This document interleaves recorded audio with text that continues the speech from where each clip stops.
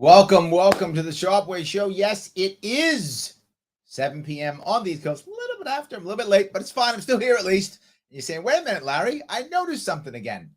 You are sitting here at 7 p.m. on the East Coast with a Sharpe logo, but you don't have your Larry Sharpe for Governor shirt on. That's right. You noticed that. Well done. Why did I have my Larry Sharpe for Governor shirt on? I still got the sticker behind me. Still there. But no, why?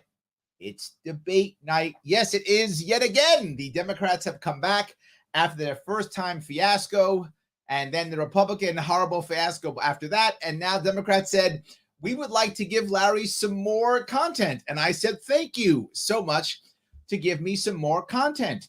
But it's a big difference if you notice, and you'll see when we talk through this real fast, you will see that, again, the thing that I said, I don't know how long ago, has become so true. Democrats, the party of bad ideas. Republicans, the party of no ideas. Again and again and again. You will see it here. Same thing. You also see something else. Two people, one from each side, who really seem to be authentic. I mean, I'm not supporting either of them, but authentic, though. And I think you'll see it again here tonight. If you know it's going to be funny and good, which you know it will be, then what are you doing? Comment, share. Click that like, click that subscribe, click all of the buttons. Click them because I need them so I can push this thing through and get past my horrible shadow banning. If you want to support this show, and I know you do, or you wouldn't be watching it, then do me a favor. Take that bit.ly link right there, cut and paste that thing, and post that someplace where you think people might care about libertarianism or might want to know about libertarianism. Whether that is in a Facebook group, a Twitter chat, someplace, your Discord server, I don't care, whatever you think's appropriate. Put that link there so people can go there and see what libertarianism is all about. Libertarianism.com, great place to go. Sponsor the show, help the sponsor out. If you want to sponsor me, you can. LarrySharpe.com/donate. You know what I'm trying to do. I'm trying to move forward, make some stuff happen here. Help me out to make that stuff happen if you can. But always like, comment, and share. Let me go through, if I could, what is going on with, see if I get this right. This is the second and final Democratic. Good evening. We'll begin with something different tonight to test your hopeful vision for the state of New York. Their hopeful vision. We've already heard your campaign speeches. Now we want you to make your case to a few specific New Yorkers. Okay, so now they got to make their case to a few specific New Yorkers. Okay, that sounds dumb, but fine. We call it the 30-second elevator pitch. The 30-second elevator pitch. Do you understand how stupid that is? And I'm going to tell you some of a business point of view. People say, got to have your elevator pitch. That's insanely dumb. Why? Nobody picks you in business, in politics, in anything because of 30 seconds. That's not how that works. That's a fantasy. People made that up. That's not how that actually works. If they're going to buy you, as in give you a job, or work with your company, or you buy your product or service, or hire you, or whatever's the thing, or vote for you, what you want is more time. So your 30-second pitch shouldn't sell somebody on something. Your 30-second pitch should get them interested where they go, oh, tell me more. If you get someone to say, tell me more, now you're winning. That's what a good 30-second pitch is. It doesn't get them to buy your stuff. That's a fantasy that people just made up. This is your opportunity to convey your optimistic idea quickly and powerfully. I love it. This is your opportunity. Like they have no other opportunities.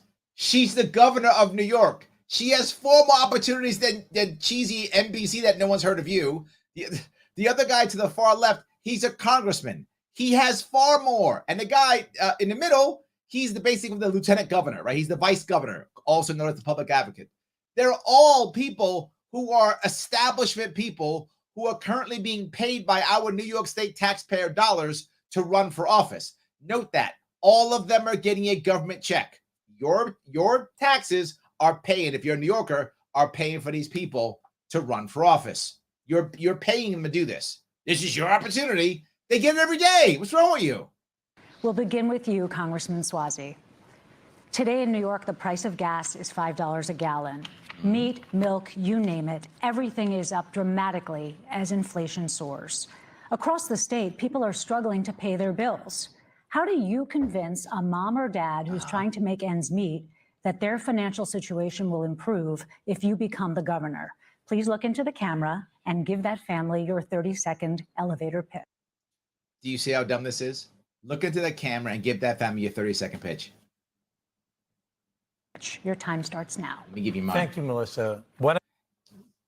Are you tired of watching the left and the right devastate this state? Are you tired of struggling to survive day to day? Are you jealous of your friends and family who've already packed up and left? Do you feel trapped? Do you feel unhappy? Then stop voting for these establishment hacks who have done this to you. Stop letting these people punch you in the face every single month and you keep saying, thank you, sir, may I have another? Vote differently. Done. That wasn't even 30 seconds. Buenas noches. Me llamo Tom Swazi. Oh, sorry. Estoy corriendo para gobernador con mi compañera Diana Reina. So let me pander. Necesitamos su apoyo. We need everybody's help. And you need our help. Yeah. You need your elected officials to work for you because people right now are suffering in New York State from affordability, because the taxes are the highest tax in the United States of America, from crime, from corruption. So he said, I speak Spanish and you're in trouble. That was his optimistic thing. And from kids left behind in troubled schools. I'm a proven executive who knows how to get things done in government. I'm a common sense Democrat. I'm not going to pander to the left. I'm not going to back down to the right. That's good. I mean, I said it last time. This is good. I'm not going to pander to the left and back down to the right. That's actually good. If you're a Democrat who thinks the Democratic Party's gone too far left, that's a good sign, right? I mean, I'm giving credit where credit is due. That's actually a pretty good one. I'm going to do whatever I can to serve you, the people, because I have a heart for the people and the proven skills to get it done. Thank you. Said nothing. Our next elevator pitch is for Governor Hochul. A salon owner in Midtown Manhattan is considering taking her family business and moving it to another state because customers are scarce. Yep. She's heard you say that office workers may never come back full time. Yep. How do you convince that salon owner to stay, that things will get better under a Hochul administration? None of them will have anything to say here. This will all be embarrassing. She'll say, I put money into stuff. She'll say that. That's all she ever can say. The first guy just goes, I'm an executive proven. And she'll just go, I put money into stuff. You're speaking directly to her. You have 30 seconds. Go ahead. I tell her, as I've told so many New Yorkers. Hold on. Let me tell you what I tell her. You know what I'm going to do? I'm going to immediately, for the people who you're hiring in your salon, I'm going to make sure that they don't have to get the exact same licensing to work in your salon, so that you will have a bigger pick of people to work in your salon. But not just that. I'm going to change the workers' comp laws here in New York State so you don't have to pay double workers' comp for people who have accidents off of the job. You're only responsible for what happens on the job, as you should. What people do outside, they have their insurance for that. You don't have to cover that. Not just that. If you want to cover people, if you want to hire people who are in trouble, I'm going to remove for 2 years, no state payroll tax for any felon or addict that you hired. You decide these are the people who you want to get back in action again. I'm going to do that. On top of that, if you stick with me, within 2 years, property tax is going to be cut in half, so your rent is going to stabilize. You don't have to worry about rent going up. That's his next piece. And the last piece I'll do, if you stick with me within 4 years, we will remove the state income tax. So there'll be no income tax. I'm going to give you opportunities for people to come back to the state. And in New York City specifically, we're going to start making New York City friendly for businesses using sponsorships so that bigger businesses want to put money into the city without coming to the city and competing with you. So they will put money into the city so that the business, you can buy the stuff online, but you're a salon. You can't be bought online. So the money comes in the city, but the competition doesn't. That's what I would say to that salon owner, and that was off the cuff.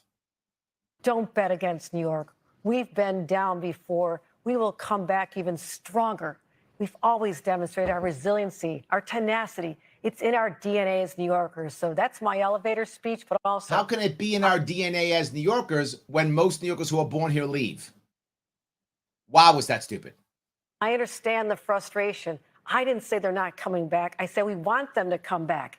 They may not be here 5 days a week, but we need them 3-4 days at least. And we're starting to see the trends in that direction. So don't give up on us. So your answer is don't give up. Here's the situation for Public Advocate Williams. Last year, New York led the nation in population loss. Thank you. I've been saying this for years. Last year, New York State led the nation, and it is just last year. It's for years in population loss. Yes, absolutely. First time it's been brought up in debates. 3 debates so far. First time brought up. Most crucial issue. Most crucial issue. The factors include the pandemic, the high cost of living taxes, and of course, crime.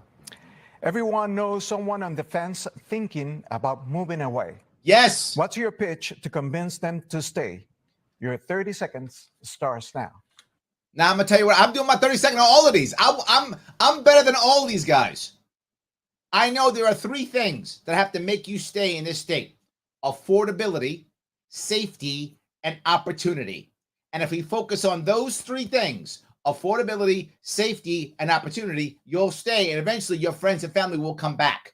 Everything we do should be towards that, and I will judge my first 4 years as governor by, did I stop the bleeding? Did I do enough of those 3 things so that no longer will we lead the nation? In fact, the opposite. People will be staying in New York and eventually begin to come back to New York. That's the critical aspect. Buenas noches, and thank you. As I travel around the state, we hear people saying the same things. They're concerned about public safety, housing, and yes, the economy. Yep. I'm asking New Yorkers to move in a new direction, to have a new start coming out of this pandemic, to hire a new governor. In the next 60 minutes, I'm going to explain to you the distinction between a Williams administration that addresses all those issues and a Hochul administration, not just from the past 9 months, but for 6 years as lieutenant governor under Andrew Cuomo, that it still has you concerned about the very issues you're concerned about today. That's true. Well, that's accurate. And what he said was right. However, none of them answer the question. Not one. None of them answer the question. Right? Because they can't. They can't do it. None of them can actually answer the question. Of course not. Mr. Williams, economic concerns are top of mind for New Yorkers. Yep. Nearly half of state residents and around 2/3 in the city rent their homes. Do you hear that? 2/3 of the people in New York City rent their homes. Nearly half of New Yorkers and 2/3 of people in New York City rent. And skyrocketing double-digit rent increases are being felt across the state. This is actually going to be a question for all 3 of you. I misspoke. Okay. A bill that would have limited rent increases on all apartments that are not currently regulated died this month in Albany after the real estate community argued it would hurt smaller landlords and squelch new development. Totally correct. We have questions for each of you on this. So Ms. for those who don't know, that bill, their answer, this is how good New York State works. Wow, rents are going up and everyone's renting. What should we do? Let's just use the force of the state to make sure that we have rent control across the entire state. I'm not joking. Let's make rent control across the entire state. That'll be the answer. That's what New York State did. They didn't think, maybe we should make a better environment. Maybe we should stop permanent capital from buying up all of the land and turning everyone into renters. Maybe we should not let all the, in upstate, the farmland, maybe we should let all of the big real estate moguls buy up all the land for cannabis so that the land prices cost even more. Maybe we should do something to get rid of property tax. How about that? No. We're going to pass a law and force people to lower their rents. That's how New York State thinks. Hit it with a stick. Never reached your desk, but if it had, would you have signed it? And what specific actions will you take to keep rent in check? You have. Wow. So would you, the bill to make rent control across the state never got to it. It died in the assembly, right? So the question is, would you sign it? And then what would you do to make things better? She will have no answer except, I'm just going to give people money. Guaranteed, give people money. 1 minute. We are dealing with an affordability crisis that was there before the pandemic, So and it's only gotten worse. To help these individuals, not in the future, but immediately taking office, I released over $1.6 billion in pent-up money to go to people who are struggling, trying to make those rental payments. We went from the worst. I'm not fixing the system. I'm writing checks. Worst in the nation in terms of getting that money out to people to the very first. Then we added another $800 million in the budget I just signed. We just gave so more money. We are talking about getting real money into people's hands right now, as well as helping them with their utility. But it's not just money. That's taxpayer money or government or Uncle Joe writing checks. What happens if Uncle Joe doesn't write checks coming up here? That's the problem. So the combination, it's not going to solve the problem. This is a short-term solution. It's not going to, but you're right. we have to increase our housing stock. Our supply is dwindling. That's why I just signed a bill to allow hotel conversions to be able to rental units. Look at that. She's going to let people who own hotels do what they want with their own property. She is a generous goddess. She definitely is. She's generous. She is. Affordability. That's why we have $25 billion to build 100,000 more affordable houses. So you look at it in the short term, they've been doing affordable housing term, and we are working hard every single day to try and solve this problem. But would you sign the bill? Ms. Hochul, you didn't say yes or no if you would have signed that good cause eviction bill. I will tell you, I am focused on what the legislature gives to us. Then I'll analyze. She can't answer that question because if she says no, she's not Democrat enough. But the largest lobby in New York State is the real estate lobby. It used to be finance, but we're losing that left and right. They're going to Austin and they're going to San Francisco. So finance is no longer our largest lobby. That's terrible. We should have them also as large lobby. Now the largest one is real estate. And she literally makes millions upon millions of dollars off real estate. So she can't go against them. The reality of it is she's going to make sure her people kill this bill in the assembly for the next 4 years. That's what's going to happen. And then as I said, let's keep focusing on getting the money out the door as quickly as we can. Mr. Williams, you support universal rent control. He does. Critics argue it will kill new developments and jobs and, of course, affordable housing. Hardcore. How do you answer that? You have 1 minute. Okay, he won't back down. Jumane's not backing down. He's like, yes, I'm a socialist. That's it. All right. So suck it up. He's not going to back down. Jumane will not back down. Yesterday, I was at the Rent Guidelines Board, hearing people testify of not having gas for 3.5 years and facing a rent increase. We are among the highest cost of living in this nation. Right. Yet, unfortunately, this administration would not support a good cause bill that simply says, if you want to evict a tenant, you have to give a reason. We have a plan to address this all over the state. And the current plan right now is to not sign that bill and to simply build and preserve 100,000 units of housing. Now, to the 20 million New Yorkers, to the 200,000 that are facing eviction, the 90,000 that are homeless, not to mention the people who are housed in overcrowded situations. That's not enough for one borough, much less the state. Our plan to build and preserve 1 million units when no one pays over 30% of their rent. Now I want to cover this to be forward. As I always say about Jumane, the guy knows what's wrong and he will diagnose a problem 100% correct. That's true. He will do so. It's his answers that I'm not happy about, right? I'm not happy about the answers, but he does. If you want to know what's wrong with New York, ask him. What he tells you is true. It's right. He diagnoses very well. Everything he said on the money. Then he's like, so now we'll force everybody to make sure no one pays 130% of their rent. Now, that actually is a good idea in theory. Let me cover that. I actually cover that in my plan, which is you want to provide people with an option to create nonprofit homes that are like that, right? Sponsored by companies I talked about before, where 30%, you pay 30% of your income. That is a wonderful idea to help the people who are currently unhoused or homeless. That's great. But across the state, what a disaster that would be. What a disaster. But for a specific group of people who are homeless, that does work for that group. That there's a population where this is a perfect plan. Is the best way to address this. And that's what a Williams administration would do. You are still dealing with these issues because we haven't had the leadership that we needed before the pandemic and through the pandemic. And it's only gotten worse. And the best question you can ask after a session is the people who need the help the most got it, and they did not. Thank you. Thank you. Mr. Swansea, you are opposed to capping rents on... Hold on, I want to grab... Denny says that little shoulder shake butt is allowed. Jumane Williams actually has Tourette's. And I got to give him lots of credit. I give him a lot of credit because he's got Tourette's and he still chose a life as a public figure. So, well done. Most people who have Tourette's like him would not have chosen that. They would have gone into the background somewhere.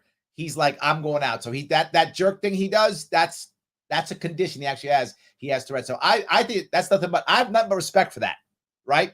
I have respect for that. Not what he said though, Danny. I'm just saying, but for that, yes. Yes. That I respect. Free market apartments, and you have said New York already has good tenant protection laws. That's true, it does. As governor, how will you help people struggling with high rent? You also have 1 minute. Thanks so much, Alan. Right. I want to go back to the governor for 1 second, where she says she's handing out all this money to people. That money came from the federal government as part of COVID relief that I helped deliver along with the New York delegation. And it came because Wall Street had banner record profits in 2020 and 2021 because of COVID. Yes. But we're spending that money irresponsibly. We already have the highest taxes in the United States of America. And when a downturn comes, we're going to be in a lot of trouble because of the irresponsible spending by this governor. Tom, keep We talking. need to help the people in New York City Housing Authority. These people have been left behind for years. There are 500,000 people who live in NYCHA housing. And I can't believe the devastation in these apartments. I've seen apartments that were burnt out a year ago, 3 years ago, 7 years ago. I heard a story on the news the other night about a woman who died during COVID, and she wasn't found in her apartment until workers were working on her apartment 2 years later. This NYCHA is a disaster. It doesn't work well. It doesn't. Here's the plan I've been talking about forever. The biggest thing you can do to help out with the homeless issue, with the affordable housing issue, is stop having so many renters. Okay, so how do you stop having so many renters? 2 ways you do it, both through public housing and through incentives for the big guys. Let me first give you public housing. In public housing, give every single person in public housing the option to rent to own, all of them. And if they stay in and pay their rent for at least 1 year, they get some equity in that apartment. You may go, well, Larry, wait a minute. Are we going to start paying people to own homes? It's that, or we pay their rent forever, or we keep putting more money into NYCHA forever. Give people ownership mindset. It solves the gerrymandering issue. Gerrymandering's only bad when you're a renter. When you're an owner, gerrymandering, I'm sorry, that's not what I meant. Gentrification, I'm sorry. Gentrification, not gerrymandering. Gentrification is only a problem if you are a renter. If you're an owner, gentrification is wonderful. Give people the ownership mindset. Give them some equity after the first year. And before you know it, things will begin. It's a long-term solution, but a real one. Because now they start getting upset about how things get fixed, what gets fixed. Second piece, give these NYCHA pieces over, if you can, to sponsorships of large organizations and or companies, so they will take over with marketing. They will take over the dollar value of it and then begin to reroute this again and again and again. Rinse, repeat. In addition, now that's just for public housing, non-public housing. When the big business, the big permanent capital is coming out and buying up all land. Why? They're buying up property because it's a safe way to get a return. Number one, I've been talking about starting the NIST, it's a New York State Social Trust. That will be another place for them to put their money, so they'll stop putting so much of it into real estate. They'll put the money there, which will help fund other things in New York State, safe way, dividend-based. So less of them will start buying up property dollar values will start coming down a bit for buying housing. The price of housing will come down a little bit, which is good. They'll stop skyrocketing so that the average person can buy one. And second, when permanent capital starts buying up all these properties, if they go rent to own, again, after the first year, you get equity. So they can't just throw you out. They got to write you a check if they throw you out, which is better, right? They can throw you out, at least get you a check. You can keep going, buy a house, whatever you got to do. They got to give you a check if they throw you out. But now you do that, and then that big company does any money they make on that sale it does not count towards any capital gains or state income tax. None. Well, Larry, how much is that? Well, when you're dropping 10, 100, $500 million on properties, that's a lot of money. I'm incentivizing them to also do rent to own. Rent to own is the answer. Our entire environment has to change to where people are thinking, I'm renting to own, I'm renting to own, I'm renting to own. People start thinking more about ownership mindset. Whether you're poor or rich does not matter. Your mindset of ownership has to change. That's the key. That solves this problem. So fixing affordable housing is NYCHA housing. It's building affordable housing, like a 421A plan, as well as building new affordable housing by converting office space that's now vacant into affordable housing. Can I rebut That is time. Yeah. Brief rebuttal, Ms. Hochul. I disagree. I don't think that spending money on people who are at risk of losing their homes is irresponsible. I would do it any day of the week. You do it every day of the week. That's all you do. You are literally one massive checkbook. So she's not lying. She's saying the truth at least. And maybe you missed the press conference this morning I had with Eric Adams when we had a room packed of NYCHA residents who were so grateful that we were able to pass a nation-leading. Of course they're grateful. You heard Jumani.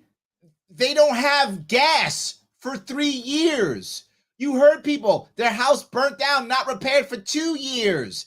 The other dude said woman was dead. They didn't find her body for 2 years. If you lived in an environment, you'd be happy for crumbs too. But I'm tired of you giving us crumbs. Stop giving us fish and let us learn how to fish. Help us fish. You don't want to do that. You're keeping us dependent. I'd be happy too if you tore me to pieces like that. Law that's going to free up billions of dollars, I mean billions of dollars, to help the people stay in their homes, One big checkbook. but take care of all the problems. Checkbook Hochul. The areas where the boilers are broken, the elevators don't work, that they're infested, there's mold. Yes, and you could go back literally 20 years and they would say exactly the same thing. There'd be no difference. No difference. Infested, mold, broken down. Yes, NYCHA doesn't work. Stop giving it money. We worked on that just hours ago today, and that's what Can I respond to that? That's why it would be great to support good cause eviction, to protect tenants who are facing eviction right now. And the reason that's not supported is because, as was said, the real estate industry dumps millions of dollars to buy policy that has you facing eviction. Okay. That has. Jumani's right. Again, his answer isn't correct, but he's right. That's exactly what's happening. Jumani's the only guy, which I like. He's the only guy actually talking about how the system's broken, right? He reminds me of Bernie in this regard, right? As you saw, I've done literally multiple videos giving better answers than Bernie. If you ever want to go there, you can go to my YouTube page, and it literally says, can't feel the burn. Maybe it's not sharp enough. That's a playlist I put. I went through every single policy on Bernie Sanders' page, his website, and I gave a libertarian answer for every one of those problems. So I do not believe in Bernie Sanders' answers, but Bernie Sanders tells the truth on what's happening, and so does Jumani. This is a good thing about them. We should listen to their diagnosis, just not their prescription. We've got some other ground. David, if I may, please. We have some other ground to cover. Let me just say one thing. Very briefly. The NYCHA residents do not support that legislation. Ooh. And it shouldn't be passed. It shouldn't have been passed without their input. Okay. That's true. We have right. a few questions here with short answers, candidates. New York has the highest tax burden in the country. We're finally saying this now. It's about, wow. I am impressed. I just, the last one was really kid gloves. This one's not kid gloves. Okay. Is there a state tax that you would want to lower? Is there a tax you want to lower? I'm surprised Kathy Hochul didn't fall down. Go. That's sacrilege. Oh my God.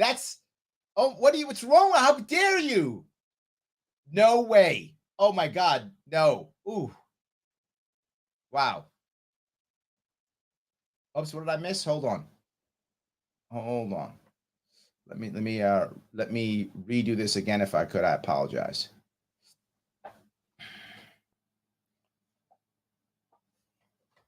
Hold on 1 second. There we go.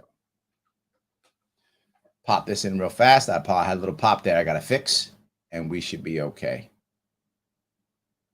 There we go. I sometimes have technical issues. I apologize. Temporarily to the end of the year. We also returned $2.2 billion back to tax. Well, hold on. I'm going to answer that question. We have a few questions here Sorry. with short answers, candidates. New York has the highest tax burden in the country. Is there a state tax that you would want to lower? Ms. Hochul? We've lowered gas tax temporarily to the end of the year. Temporarily. Okay, that's a lot. She's proud of that. Look, we're not going to smack you for like 6 months. So she is a generous God. We also returned $2.2 billion back to taxpayers just in the last couple of weeks from their property taxes. That's not lowering taxes. We expedited a $1.2 billion middle-class tax cut. So yes, we are putting money back in their pockets, but also helping with programs. Is there another tax you could programs that you'd like to lower?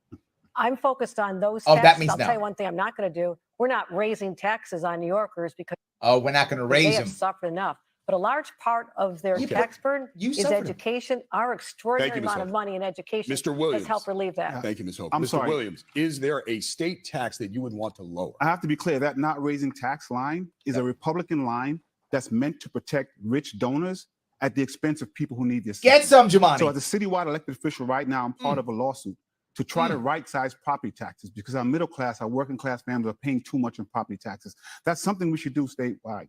That's not bad. Okay. Wow. Came out swinging. I like that. Just told the right. Look, Hochul's just protecting her rich donors, which is 100% accurate. So he says that people middle class are paying too much in property tax. Okay. Okay. Not bad. Okay, Jumaane. Keep talking. I like it. Keep going. This is a good one. Keep going. But in order to do that, we must raise revenue from the 120 billionaires who have made $220 billion during the pandemic. When the governor says she's not raising taxes, she said that in a room full of millionaires and billionaires and raised $20 million from them. Yes. He's not making that number up. She has over $20 million. That's true. I wish I had that cash. The people who pay that for that are the people who don't have health care. Thank you, The Mr. people who Williams. don't have health. Mr. Swazi, is there a state tax that you would want to lower if you became governor? I would cut state income taxes by 10%, and I would reduce property taxes, especially on senior citizens that are house rich and income poor, by doing a circuit breaker. You know, we hear about all these one-off little giveaways every year from every candidate. People do not feel like New York is affordable. We have the highest taxes in the United States of America. That's not something emotional. Keep talking, That's Tom. real life. That real people are suffering because we have the highest taxes in America. Mr. Swazi. A couple other short answer questions. We wanted to ask you a question about the former governor. Former Governor Andrew Cuomo has remained in the arena, so to speak, with TV ads and big speeches on current events. Briefly, Cuomo's not gone, right? People think, well, he's gone. Cuomo's not. Cuomo's still around, and still, sadly, some of you not in New York may laugh at this. He's still popular. Like, people still like him. if he offered you his endorsement, would you accept it? And would you accept his endorsement? I would. If Cuomo wants to endorse, if you're watching, Andrew Cuomo, if you're watching and you want to endorse me, I will happily accept your endorsement. I'll do a press conference. I will happily accept your endorsement. Yes, I would totally accept the endorsement. I think none of them will. I think none of them will. I would happily accept it. I'll come to your house, pet your dog. You don't love your dog. I'll love your dog. It's fine. And why or why not? Mr. Swazi. Yes, I would accept his endorsement. I think that he's still very popular among. Oh, I'm shocked. He said yes. Well done. Popular. This guy's like a regular guy. Yeah. A lot of people in New York State, and while he has a lot of baggage, along with what he's done, he's accomplished a great deal in the state of New York. Yes, but not positive. He has accomplished a lot, but not positive. Jackie's asking, why would I accept Cuomo's endorsement? I would tell you why. Because I am the independent third-party guy. And for me to get an endorsement like that gives me press. And I would take the press in a heartbeat. I need the press. I don't get to be on stage like this. I don't get the press. I get nothing. They do nothing but ignore me. So I would happily take them to get that press. And I'll take his donors too. All of them.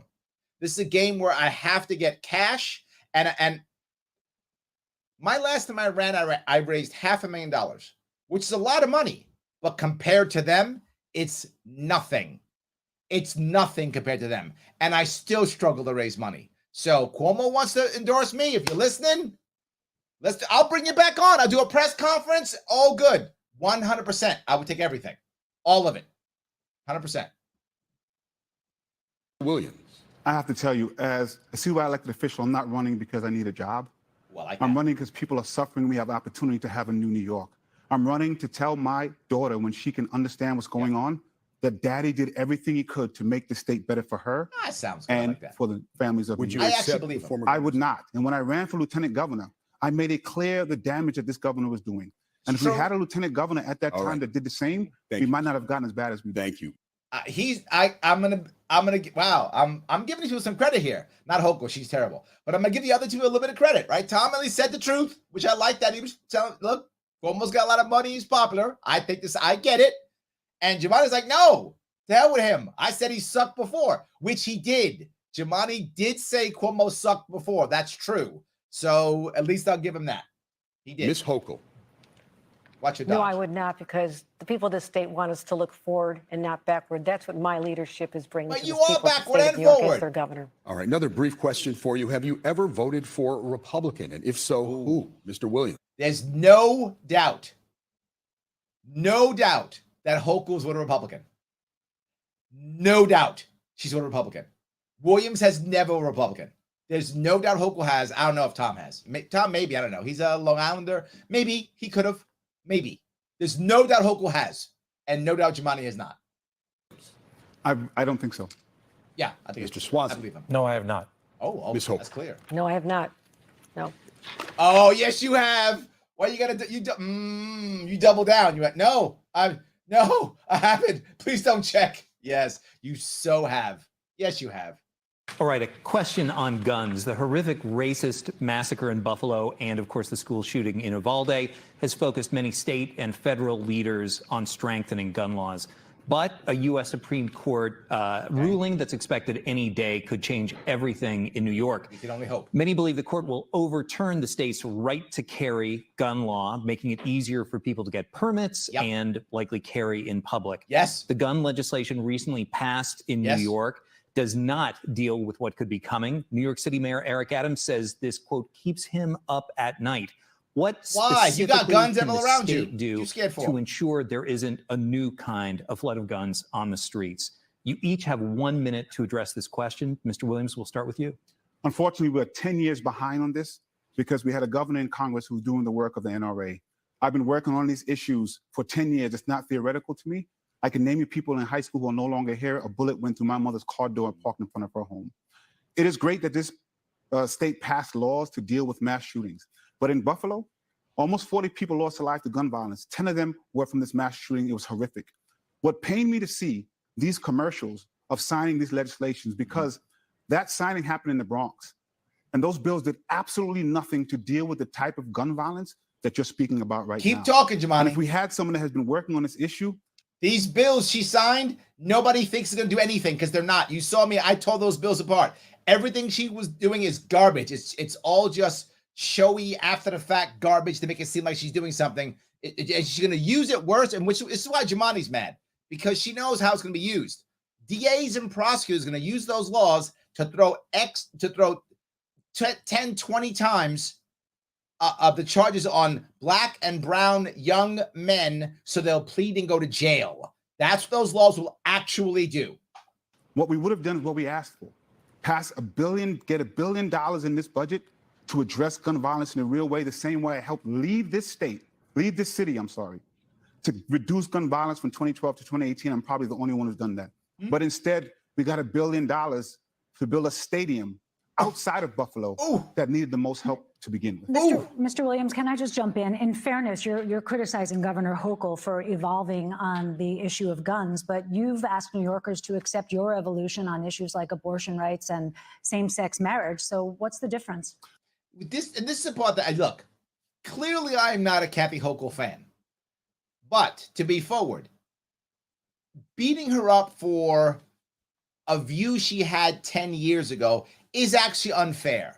There's many reasons to despise Kathy Hochul. Lots of them. We don't have to go back 10 years. There's stuff she's done like 5 minutes ago. So there's many reasons to not like Kathy Hochul. That one it's unfair. I'm not the same person I was 10 years ago. You probably aren't the same person you were 10 years ago. So I think things happen in our lives, good and bad. Changes how we think. So I happen to agree with this person. I think it's not fair to beat up Kathy Hochul for something she did 10 years ago. Before she evolved on whatever 10 years ago. That's fair. That's just me. Well, there's not really evolution when it comes to abortion, so let's be clear about that. There was an evolution. I've now made sure I center the people who are most affected. But there's a difference between saying something wrong and working always like I did to make sure that the LGBT community had the rights they need and make sure that women and pregnant people had abortion rights, and actively working against New Yorkers, actively working for the NRA where people died. We had a decade of death. That's why it ain't the NRA though. It ain't the NRA though, right? It's not that NRA has nowhere near the power that they say it does, right? The NRA just is happy with gun laws. They're not stopping gun laws. They're happy with gun laws. NRA is a Republican front. If you really care about guns, GOA, Gun Owners of America, that's a real gun owners association. If you own a gun and you want an association, trash that NRA garbage and instead go to GOA. That Gun Owners of America, that's the place to go if you actually care about gun ownership. NRA is just because you're a Republican. And that's fine. You'll be a Republican. I don't mind. Be a Republican if you want to. But don't think you're supporting guns, because Republicans don't support the Second Amendment. They say they support the Second Amendment. On guns, I actually respect the Democrats more. You might go, what? I do. Because they're forward. They just go, we're going to take all your guns. We want to get rid of your guns. They're just all about it. Beto was like, I'm coming for you.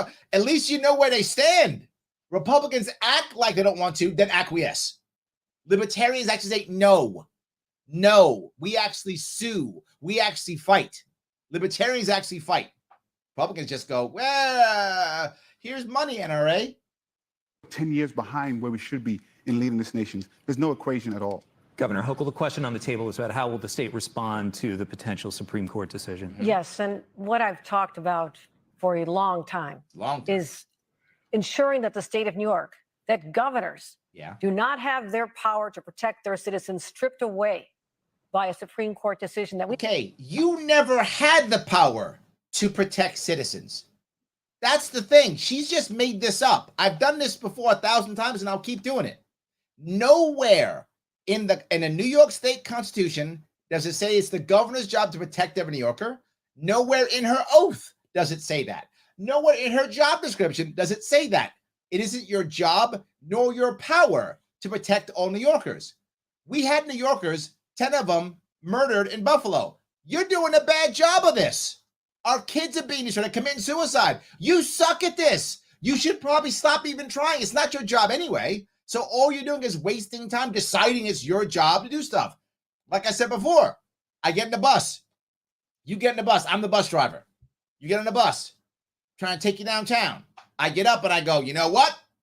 I'm going to teach everybody here Chinese. It is my job for all of you to know Chinese. You're going to look at me and go, dude, drive the bus. I don't drive the bus. What are you talking about? No. It's my job to teach all of you Chinese. And I take that responsibility seriously. Everyone on the bus is like, are you crazy? What's wrong with you? Drive the bus, man. We teach us Chinese. Will you make that up? Yes. No difference what she's saying. You don't have the power. You're bad at it anyway. It's not your job description. So stop. We believe it's imminent. So we have brought together the smartest minds. We are ready to, the second this decision comes down, analyze within a few hours, and know which tactic they use to strike down a law that's been on the books protecting New Yorkers since the early 1900s. If it's been protecting New Yorkers, how come this happened? How come we're making more rules in the 1900s? How come we're making more rules?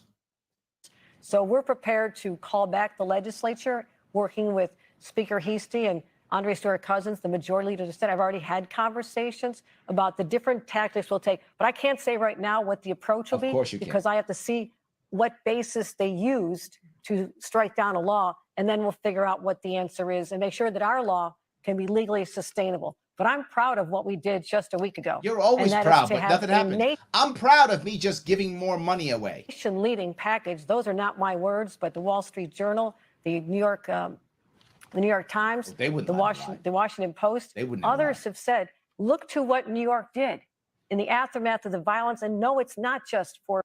Let's be clear. This part, she's totally right. Why should you guys be watching me? Why in the world should you guys be watching me if you don't live in New York? The reason is what happens in New York comes to you. If you live in New York, you're feeling just like I am. If you don't live in New York, it's coming to you. The violence we saw in Buffalo, it's for everyday gun violence. We're making progress. Mr. Suozzi, on the potential end of right to carry, how would you respond? You have a minute. We have a gun crisis and a crime crisis here in New York State. And we have to be very clear about this. Melissa Russo referred to the fact that the governor evolved on this issue. Governor Kathy Hochul, when she was a member of the United States Congress, voted with the NRA, was endorsed by the NRA. That's what I'm saying. She voted for Republicans before. That was a lie. She's trying to be like extra Democrat. Yeah, no. But still, I think this is an unfair attack. And took money from the NRA. She says she's evolved. She didn't evolve after Columbine. She didn't evolve after Virginia Tech. Ooh. The only thing that's evolved are the governor's political ambitions.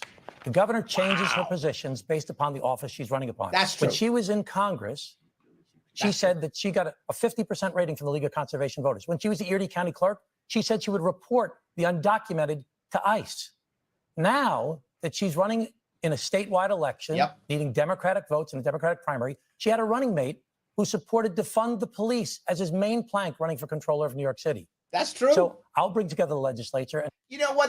Tom, you do bring up a good point, right? Generally speaking, I would say someone who thought something 10 years ago, it may not be fair to punish them now for what they thought 10 years ago with different people. But what he's showing is a pattern. He's saying that, no, it doesn't matter. Every time she runs for something else, she changes her mind.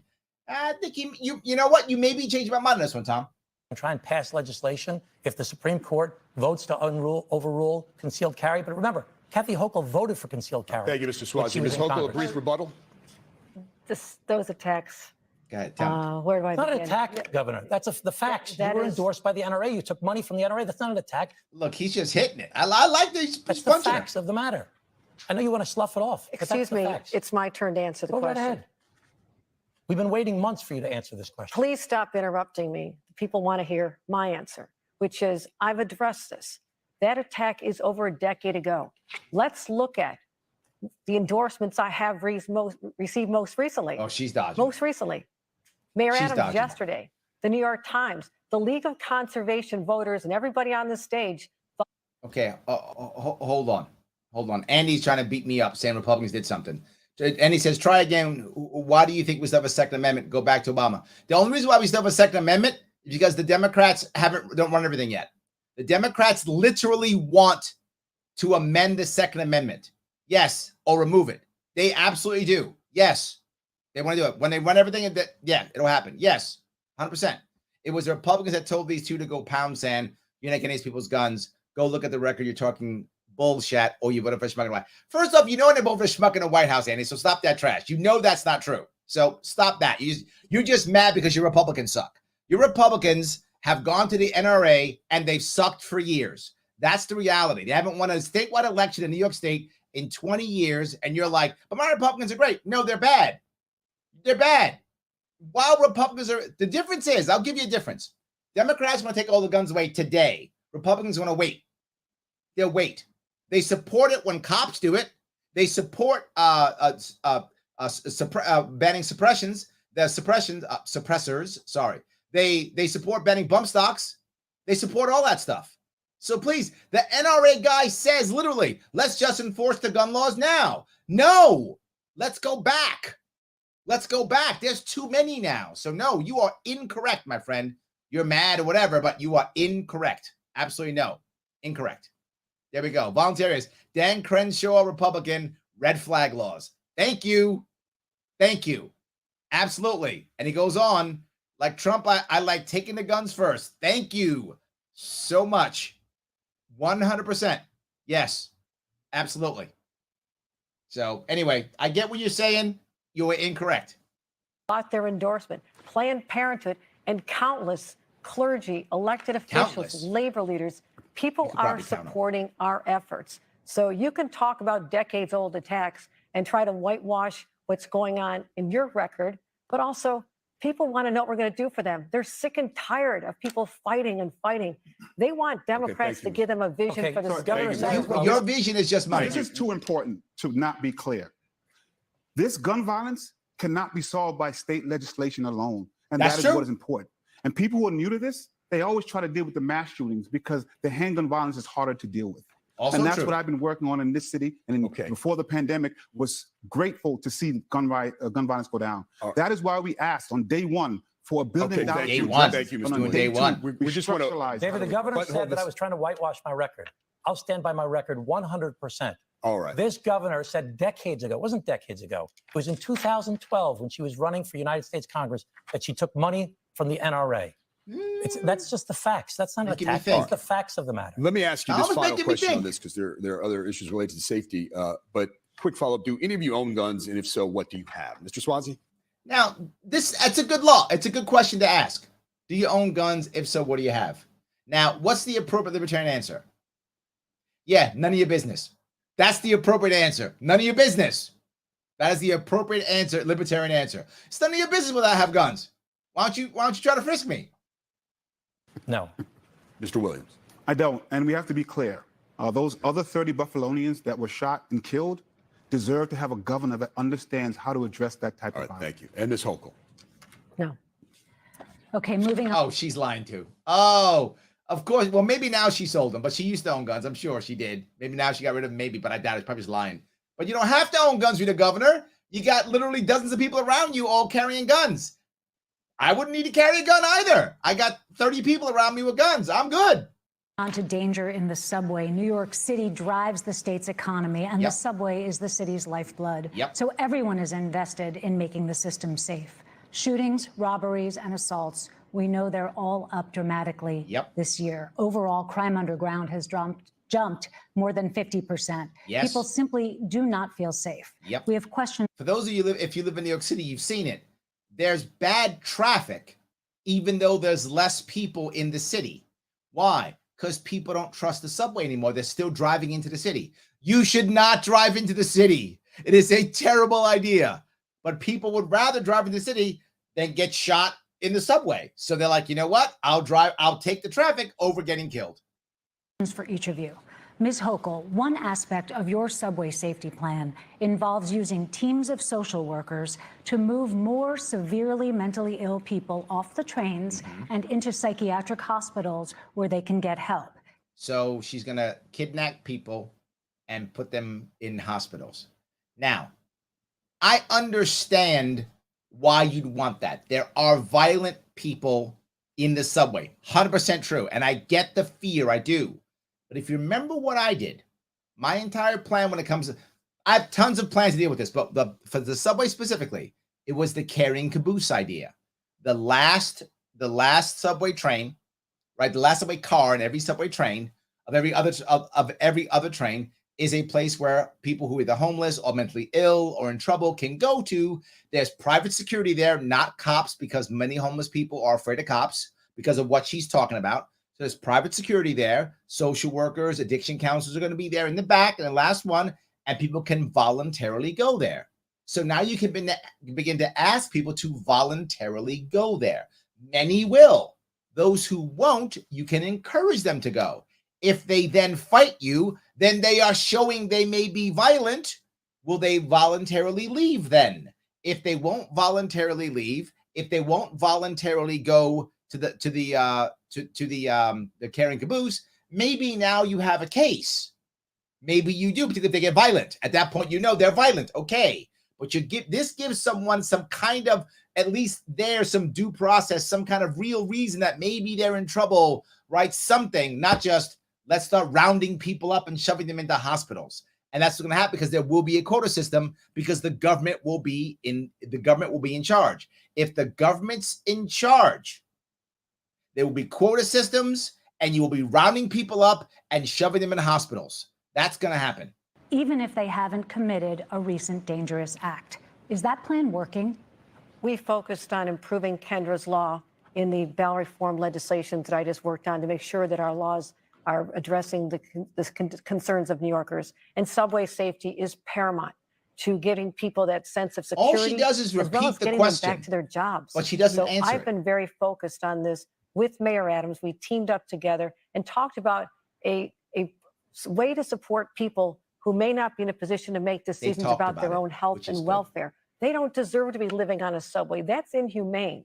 And it's up to... Whoa. So, okay, first off, most of them are not living on a subway, right? But if you want to change that, in addition to what I just said, you also have to make it very easy to get into shelters. And again, shelters are run by the government. Therefore, it's not easy at all. It's difficult. You might go, well, they should know how to do it. Not if you have a mental illness. You don't. Not if you're an addict. It's too much for you. If you're working poor, it's fine because you're working poor. You've got your faculties. You have a family. Maybe you have two people.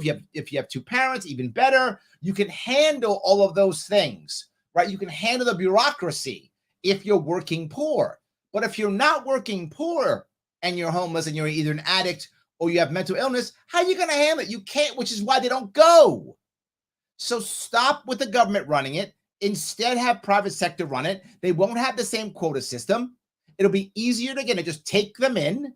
More will go there, or the carrying caboose, or they'll voluntarily leave. This is everything she's talking about is just garbage. Just garbage. The MW Knox 186 says on Tuesday it took 3 hours, $20 in tolls, and $45 for parking to get to Yankee Stadium from Eastern PA. Public transit takes longer, is filthy, and I don't want to get shot. Yes, absolutely. Sam says, seems like I remember some groups that rounded up trouble people and put them into camps. Me too, Sam. That's never worked out well. Never. That never ends well. I agree with you, 100%.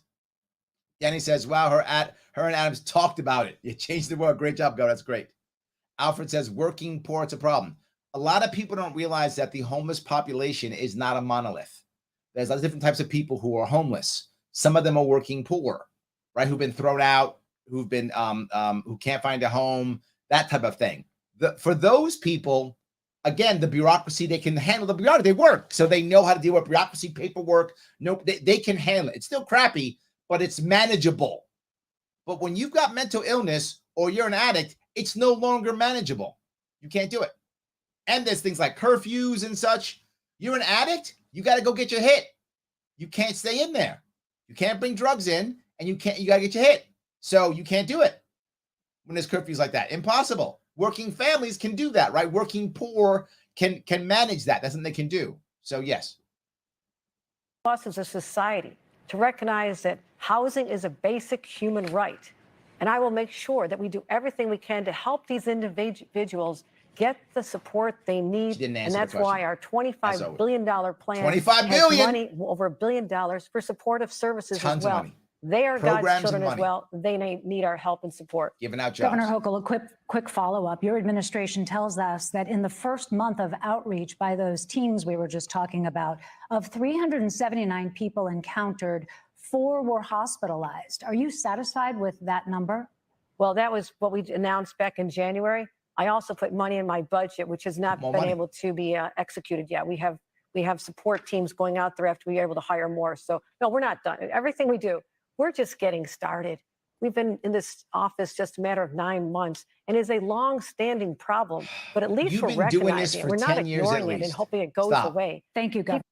J.C. McCall says, build housing, not temporary shelters. Yes. Thank you, my friend. None of them are saying that. Yes. People want real answers, and that's what we're giving them. You don't give any answers. No, you don't. Mr. Williams, you've called for a holistic approach to subway safety, He's some right. of which it seems as if the state is trying to do.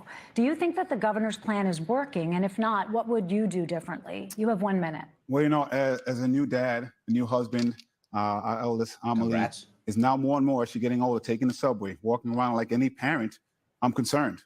What we do know is across this nation, we're seeing violence happen in public spaces and in transit hubs. What concerns me now is, as I mentioned, this is not just about 9 months as governor. It's 6 years as lieutenant governor. Yes. And during that time, I was in the street trying to address this violence. And what we said each time when the violence happened is that simply adding police wouldn't help. Correct. One of my first reports, actually, I'll say this. There was a recent poll that asked New Yorkers what they most want to see to address this type of violence. They said housing, mental health, and responsible policing. We got zero money for housing vouchers. We don't have a continuum of care structure for mental health. The thing that we need is a governor who has been working on these issues, like I have in the city, to build a structured continuum of care for mental health, to make sure people have a house. A continuum of care. That's I like that. That's a good one. Like I like Tom when Tom says, I'm not, now I forgot it now, but it's a good one. I'm not gonna pan to the left or back down from the right. That's a good saying. And here's a continuum of care. It's a good saying because it's true, right? People who are in the world of handling the homeless and people who are mental illness or addiction, there really is a continuum of care. I just don't think the government should be running it, right? There are nonprofits out there who, if we help them and give them support, that they could do it a whole lot better. But I do think his concept's correct. And I think there are tons of companies. Look, how do I know this, right? People have been joking about Pride Month and talking about how the companies go out of their way to pander to the LGBTQ, community, GSM community. Yeah, it's what companies do. And they spend millions upon millions of dollars doing it. Well, don't do it and just change your flag or whatever. Don't do that. Instead, put money here. I will give you a way of taking that same marketing dollars you want to do to show how woke or cool or awesome you are. Please show us how awesome you are and put the money into these projects. Right? That's the issue. Put the money into these projects. And I'll tell the world how woke you are, how cool you are. I'll do it too. I'll be with you. We'll shake hands and we'll do a little press conference and whatever. Whether that's some big company with Twitter, I don't care, Twitter, whatever. You can be the wokest of all New York. I'm happy. I'll give you a little prize if you want to, like a trophy or something, a certificate, whatever you like. You can put it on your website. All good. Just support my homeless people better than the government plan can do, and stop punishing taxpayers. Williams. Sustained. Thank you. Mr. Swazi, your 15-point crime intervention and prevention plan does not specifically mention the subways. What is your plan to keep New Yorkers safe underground? You have 1 minute. We hear the governor's speech about, we're spending money on this and we're going to get to that and we haven't executed it yet. People are not safer. Under this administration, they are not safer. They don't feel safe. Yep. And the governor has not made crime a priority. Also true. Getting people off the subway requires the efforts under Kendra's law to actually implement the law and actually expand the power under Kendra's law. We have 18.5 million people in New York State. 1.5 million people have a serious mental health problem. Is that true? Whether it's schizophrenia, bipolar, or severe depression. A lot of them don't take their medications. Yeah. These are the people that we're concerned about that we have to help, and we have to get them off the subways and off the streets where they're a danger to themselves and to others. He's right. And this happy talk that the governor is doing is not realistic. It's a pretension. It is. This is the number one issue we face in the state, and the governor has not treated it like the number one issue that it is. Switching topics now, the shortage of home health aides is a statewide problem that, of course, predates the pandemic. And she decided to fire a bunch of them. So we already had a shortage. Let's fire them. And this is what I love. Well, keep going. Hold on. Keep going. But it's especially acute in rural, upstate regions where the population tends to be older. Many home care workers are quitting because they can make more money in retail or in fast food. What will you do to guarantee there will be enough workers to care for seniors? Ms. Hochul will. And here's the problem, right? This is the problem people keep saying. We need to have government-run healthcare. I hear that all the time. This is government-run healthcare. This is what it is. We have it in New York State. The government runs this. No, it doesn't. Well, then why are you asking the question on how to give them raises? The government runs it, and it sucks. The government runs it, and it sucks. It's not like this is a good idea to have government run stuff. It doesn't work. It makes stuff worse. Start with you. You just gave workers a raise of $3 per hour. Think about that. It is the governor's job in New York State to give these workers a $3 an hour raise. Why is that a thing? It sucks. It's her fault then, isn't it? Well, we got to give it more money. It's going to roll out over the next 2 years. But many say that's not enough. How do you answer that? You have 30 seconds. It's a start. I agree that we have lost too many people. As we try to have fewer people hospitalized or in rehab or in long-term assisted housing, the place we want them taken care of is in their homes. The pandemic wreaked havoc on our entire health care system. No, it didn't. No. Your lockdowns wreaked havoc. Don't tell me the pandemic did because people didn't get vaxxed. You fired them. So don't tell me that. Not true at all. No. You want to fix this? Let me give you a couple things you do. You want to have less people who are going into nursing homes because that's a massive that's a massive bill for us here in New York State. So once you hit 65 years old, your property tax should go down 5% for the next 20 years. Every year to an 85, your property tax is 0. as long as you have owned a home in New York State for 10 years. That's it. If you owned a home in New York State for 10 years and you come here, we're going to lower your property tax. Number one, getting more people to want to stay home, number one. But number two, not done with that. When people see that, some people who are elderly say, Larry, I don't really want to own a home anymore. I'm older. My kids are gone. I want to own an apartment or something like that. Okay, no worries. If you decide to move in with your family will get half of that. So move in with your son, your daughter, your niece, your nephew, whatever. You want to move in with one of them, all good. Grandkid, whatever's the thing, whoever you are, whatever family you have. They start going down half, all the way down. It encourages them to be home with you also. There are things you can do to make this better and easier. I want more people spending money and staying here. But not just that. Start with the government regulation on all the things you need to do to become one of these home care workers. Excuse me.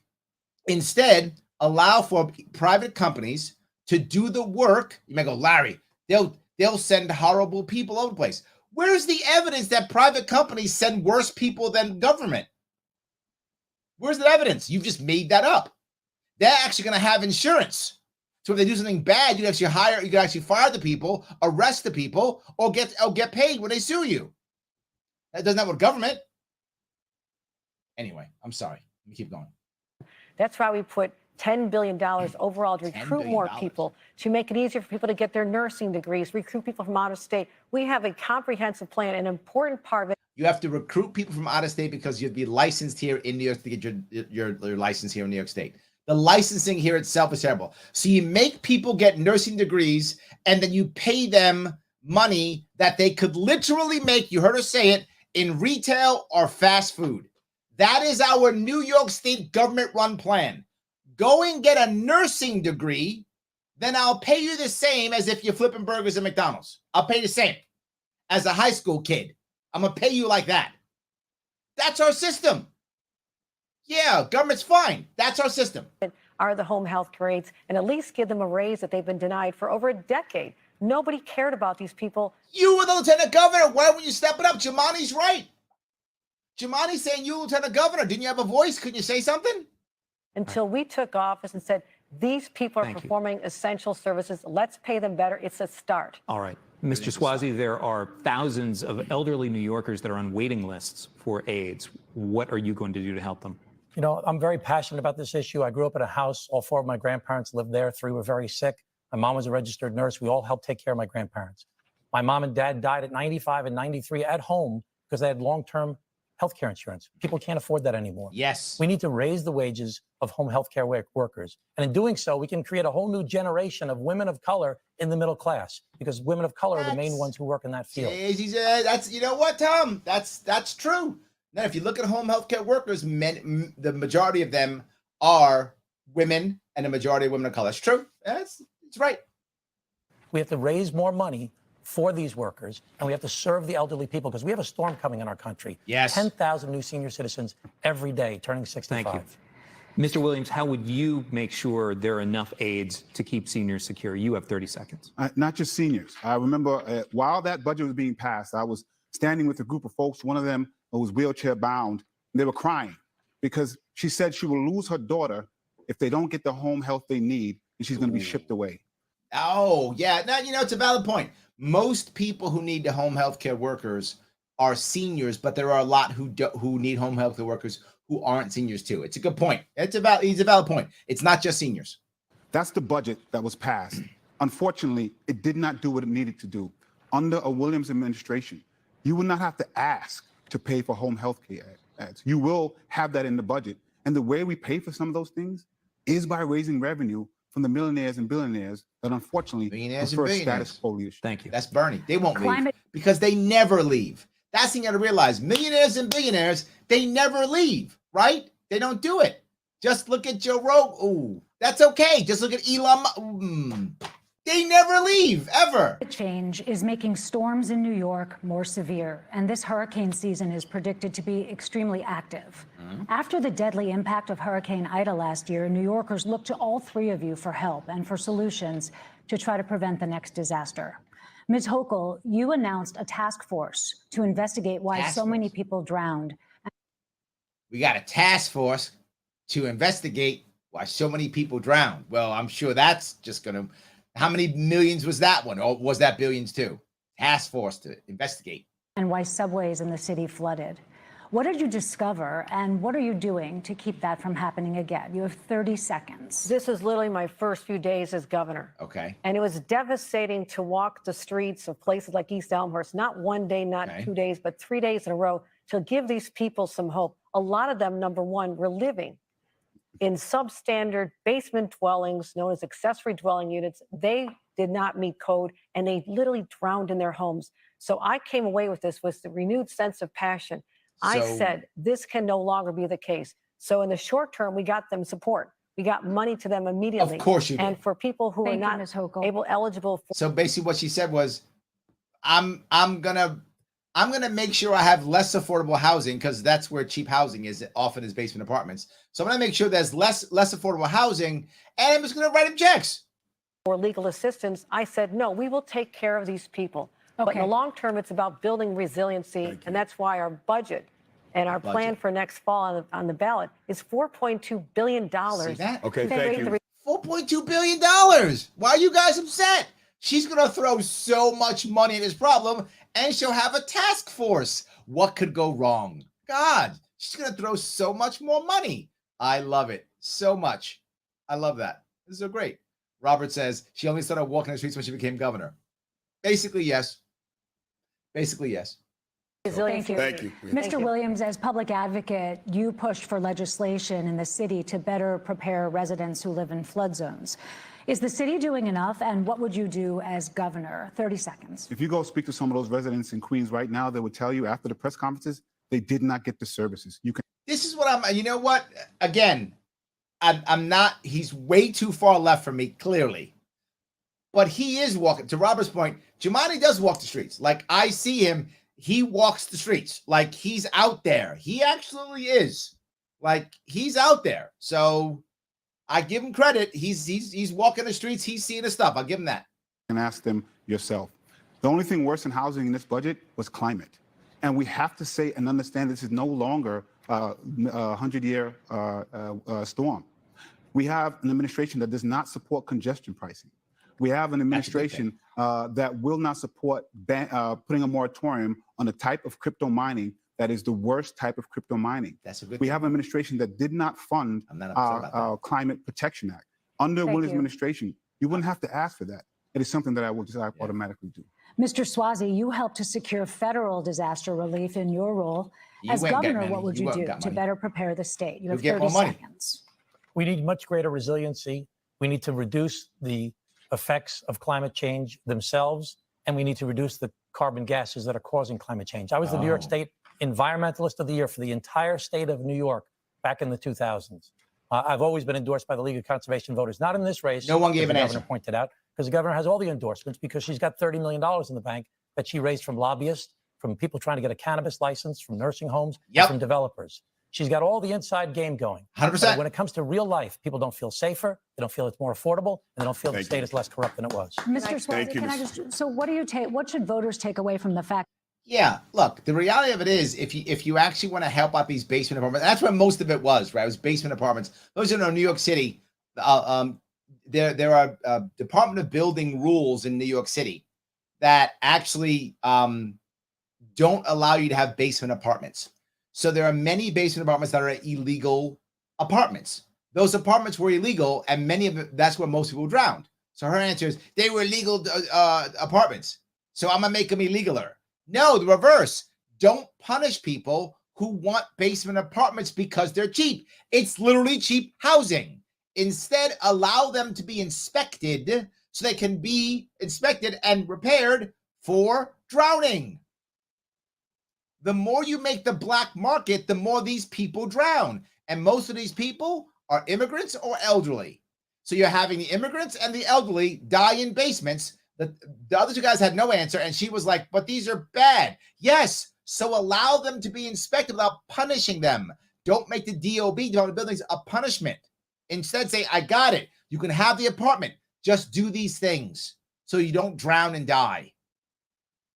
that Mayor Eric Adams, who is your friend and wanted to hire you at one point, that he endorsed Governor Hochul. It's another political reality that we have to face. They say if you want a friend in politics, get a dog.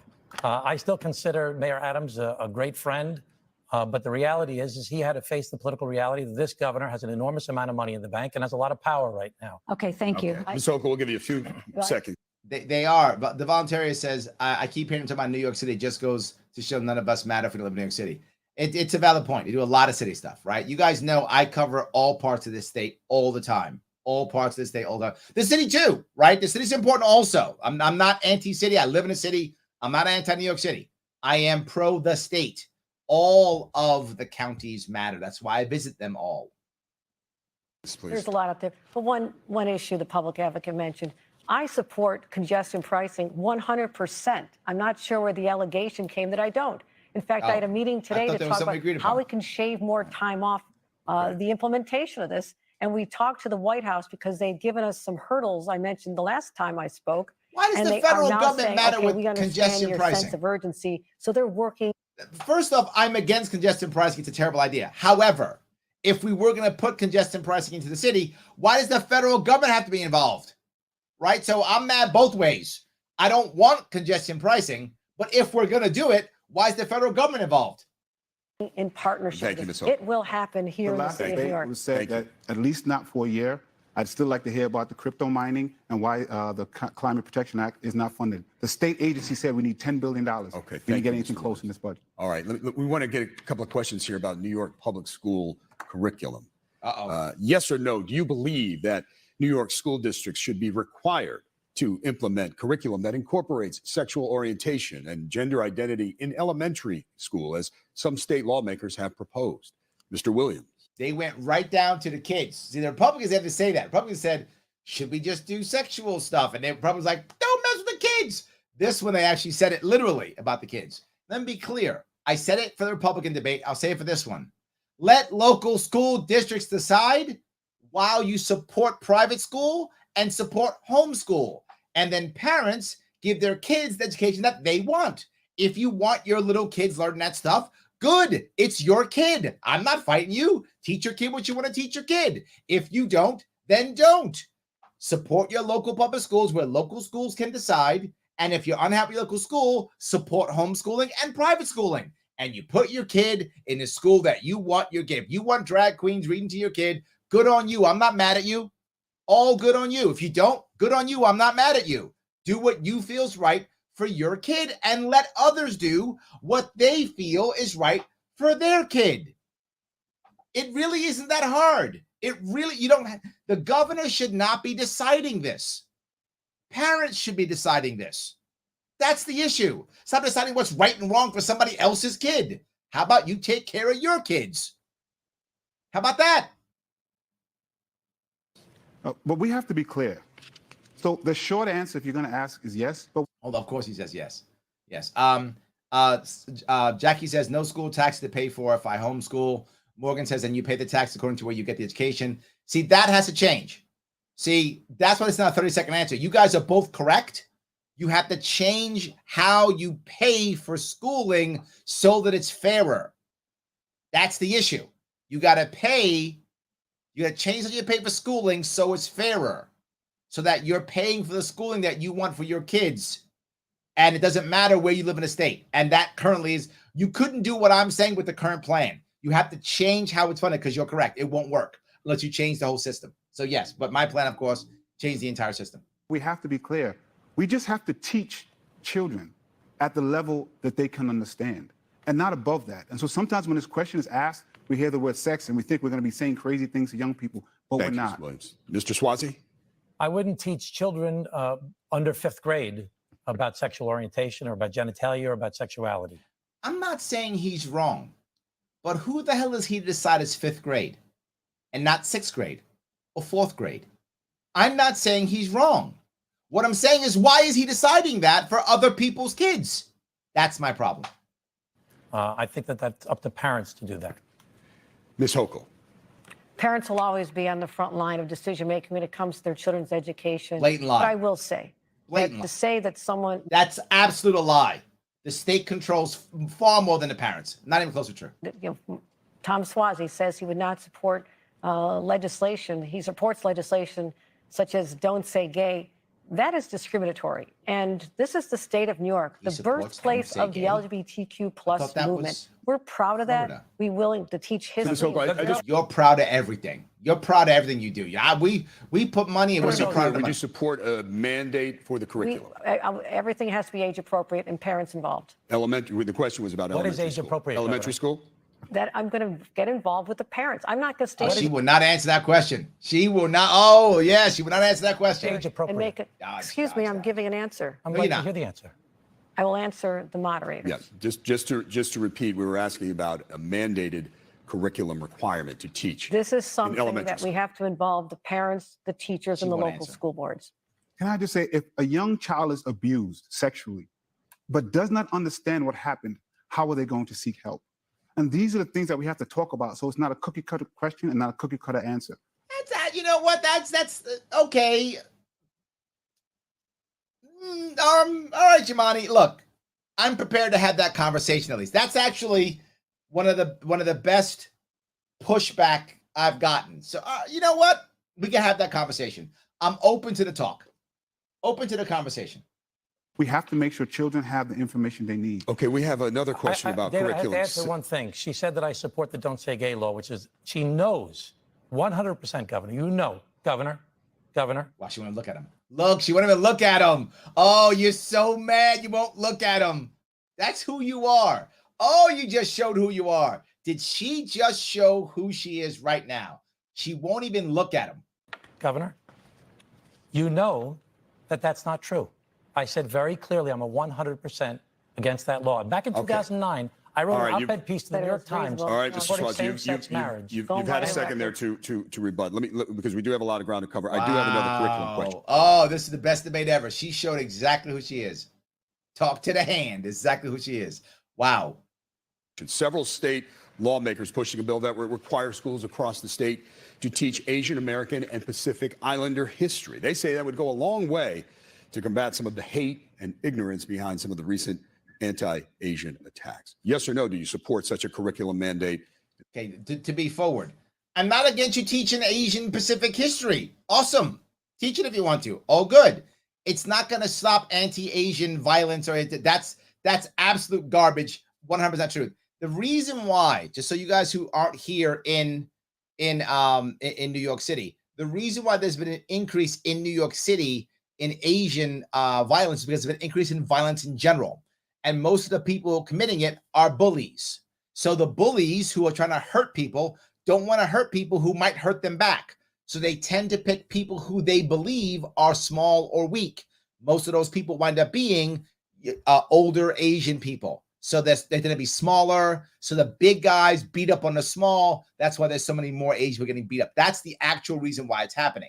So yeah, that teaching them what Japanese or Filipino or Korean or Chinese people did in America is not going to stop that big bully from trying to beat up on a small elderly Asian person. Not going to stop it. But teach what you want. I don't care. What good. But why is that to be specific Asian position? But Asian Pacific Islander, couldn't it just be you add that into history? But again, local school districts. You know what? If you're in here, for those who know, in Queens, Flushing is a heavily Asian community here in New York City, in Queens. If that local school district thinks it's really important to teach, have a special month, whatever, for Asian Pacific Islander history, and maybe it's a good idea, right? Particularly if your community is full of Asian people of Asian descent, and that is common here in Flushing, where I live in Astoria, not so much now, but it used to be a heavily Greek community. Maybe you want to do that. Okay, I'm not against it. In this arena, Ms. Hochul. I do, because our history is so important. And we have seen a rise in hate crimes, which is one of the reasons I worked on getting hate crimes covered again in our laws. I have been with communities after there have been attacks, and it's painful. Yes, we should teach the history and the contributions, but also we've had a rise in anti-Semitism. We need to make sure that we're teaching our children how wonderful our diverse culture is and why New York is the great state it is. Mr. Williams, sure they learn it in school. A curriculum mandate to teach Asian American and Pacific Islander history. I'm a public school baby from preschool and masters in New York public schools. What we have to do is, at some point, teach history.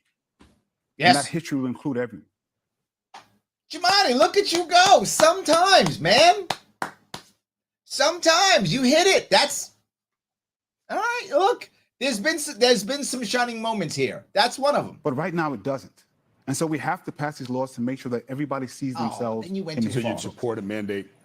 I support mandating, making sure that we have. The short answer is yes, but again, these cookie cutter questions sometimes doesn't get to the answer, the real problem. The real problem is we're not teaching real history and history that represents all of New York. That's a better answer. It's a better answer. And that's what we have to do. Mr. Swazi. Yes, I do support it, and we should find funding to help pay for it. It can't be an unfunded state mandate. That's I also supported true. in Congress the Never Again Education Act to provide funding to teach about the Holocaust. We'll fund it differently. Let's not, but yeah. The hate that we see in the society today, a lot of it comes from lack of education. No. And we have to educate children much not true. better. That's just made up. Okay. That's absolutely not true. We That's have made up. 3 quick questions about state spending and your priorities. On the Excluded Workers Fund, the state has spent around $2 billion last year to provide aid to people who couldn't get unemployment benefits, mainly undocumented immigrants. The money has run out. Yet, So we spent a bunch of money to give to undocumented immigrants, what he's saying, but the money ran out. What? Uncle Joe's not writing checks anymore? yes or no? Should this money be offered again in next year's budget? Ms. Hochul. Ooh, this means that Uncle Joe's not going to give us the money. So now, do you want New Yorkers to pay for it? It's easy when Uncle Joe's writing checks. You get money, you get money, you get money. Everybody gets money when Uncle Joe's writing a check, but now you got to write the check. Okay.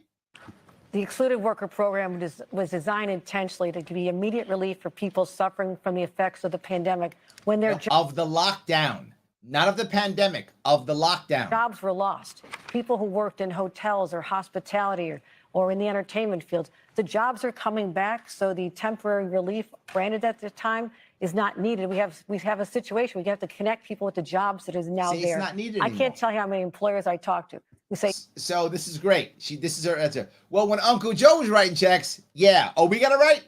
No. please give me the workers. We find them, we train them, we get them a good job to help lift them up. We get them. The Mr. government Williams. does that. Do you know what hurts is, as County Clerk was mentioned, the governor said she would set up an ICE post and arrest people who came to apply for government services. And there's a through line to that, and now with the Excluded Workers Fund. The governor refused to even put $1 in that fund, when those were the people who helped this state move during the pandemic. Yes or no? Quick. You know what? Again, Jumaane, see, you do put it in the right. You do kind of put it in the right spot. When people were sitting home because of the lockdowns, the people who were delivering all that food, a lot of them were undocumented workers. That's true. Yeah, I'm not sure where to walk down that road, but again, you hit it from a right spot. I'm open to have a conversation on this one. Of course, in the Williams administration, that fund not only should have been funded, but it needs more money. Mr. Swazi. Again, the governor, as county clerk, as the public advocate just mentioned, said she would report undocumented people to ICE. This is another position she's evolved on, as she says. You can't do that in New York. New York City does not. That is a no-no in New York City. New York City gives out New York City IDs to undocumented workers. You can just go, say who you are, show any type of document, and you will get a New York City ID. You will get that. You can show the cops, whatever. New York just gives you one. I was the New York Immigration Coalition Person of the Year for the work that I did for the undocumented, having set up the first day worker shape-up center anywhere on the East Coast of the United States of America Yes or in no? 1994. And I would not support putting more money in this fund because we already have the highest taxes in the United But States. the reason That the was- money there we wasn't go. put in Thank there is because it was for undocumented New Yorkers. Okay. And there's a concern that you'd lose votes if you do that. You One have to be a question- governor that will make sure New Yorkers are safe All right. in their We home to and move have on. a A question Thank on you. abortion. With the Supreme Court apparently poised to overturn Roe v. Wade, Governor Hochul recently allocated $35 million to bolster security and capacity at reproductive clinics. Our question tonight is this: yes or no? Should New York tax dollars also pay for travel and lodging for women coming to New York to obtain a legal abortion?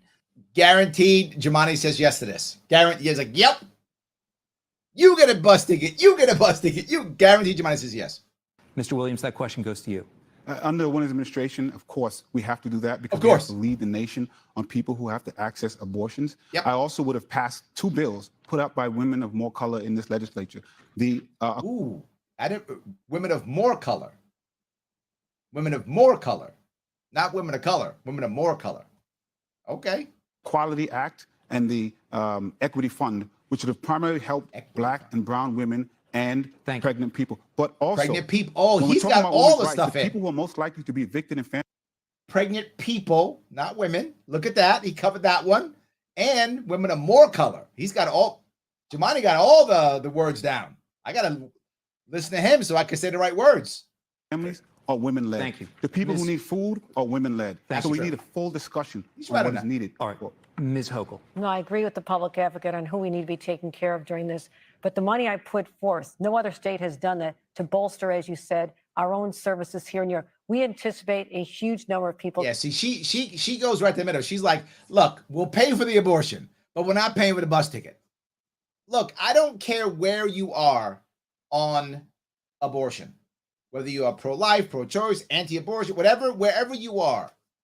Why in the world should New York State be paying for people to come here and for their abortions when they come here?